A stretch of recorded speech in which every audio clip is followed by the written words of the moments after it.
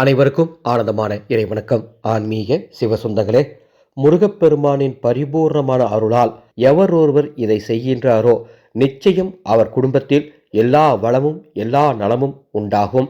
அவர் குடும்பத்திற்கு சொத்து சுகம் சேரும் யோகம் ஏற்படும். அவங்க குடும்பத்தில் ஒற்றுமை மேலோகும், சண்டை சச்சரவு நீங்கும், மொத்தத்தில் சர்வமங்கல பாக்கியம் உண்டாகும். ஒரு அருமையான சூட்சம் சொல்லித்தரேன்.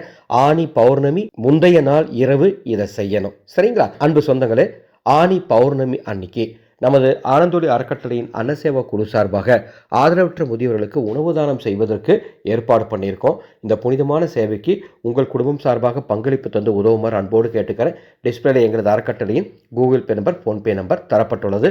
மனமிருந்தால் உதவுங்கள். நான் இப்போ சொல்லக்கூடிய சூட்சமத்தை ஆனி பௌர்ணமிக்கு முந்தைய நாள் இரவு செய்யணும். அதாவது 28/6/2026 ஆனி 14 ஞாயிற்றுக்கிழமை இரவு தூங்குறதுக்கு முன்பாக இதை நீங்கள் செய்ய வேண்டும். என்ன செய்றீங்கன்னா, உங்கள் வீட்டு பூஜை அறையில் வெற்றிலை பாக்கு வைங்க.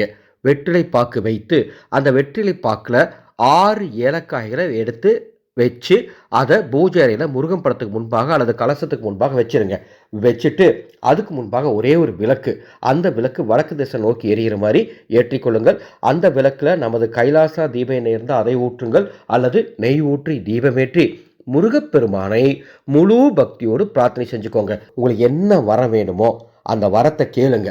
முழு பக்தியோட அந்த வரத்தை கேட்டுட்டு ஒரு 10 நிமிஷம் கழித்து அந்த விளக்க குளிர் வச்சுட்டு நீங்கள் போய் படுத்துருங்க. மறுநாள் காலையில் எழுந்து குடித்து விட்டு, எத்தனை மணிக்கு நீங்கள் எழுந்தாலும் பரவாயில்ல, எழுந்து குளிச்சுட்டு முருகப்பெருமானை மீண்டும் வணங்கிட்டு அந்த வெத்தலை பாக்கு ஏலக்காய் அப்படியே எடுத்துக்கோங்க.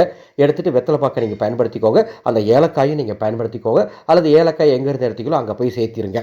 இந்த அற்புதமான சூட்சமத்தை செய்யக்கூடிய அனைவருக்கும் அன்று ஆனி பௌர்ணமிக்கு முந்தின நாள் இரவு என்ன வரம் கேட்குறீங்களோ முருகப்பெருமானிடம் அந்த வரம் அப்படியே கிடைக்கும்.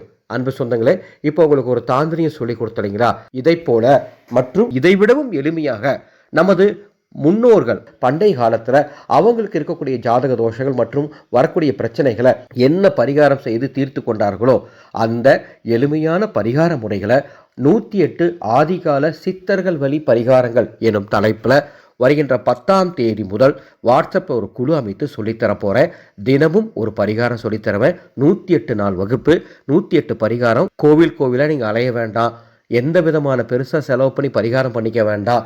இந்த பரிகாரங்களை உங்கள் வீட்டில் இருக்கும் பொருட்களை கொண்டு செய்யக்கூடிய இந்த எளிய பரிகாரங்களை கற்றுக்கொண்டு அதில் உங்களால் எதை செய்ய முடியுமோ அதை செய்யும் பொழுது உங்கள் பிரச்சனைகள் எல்லாம் தீரும். நம்பிக்கையோடு இந்த பரிகாரங்களை செய்யும் பொழுது இந்த பயிற்சிக்கு கலந்துக்க மேலே உள்ள வாட்ஸ்அப் எண்ணுக்கு தொடர்பு கொள்ளுங்கள். ஆனந்தம் மலரட்டும், ஆனந்த ஒளி பரவட்டும்.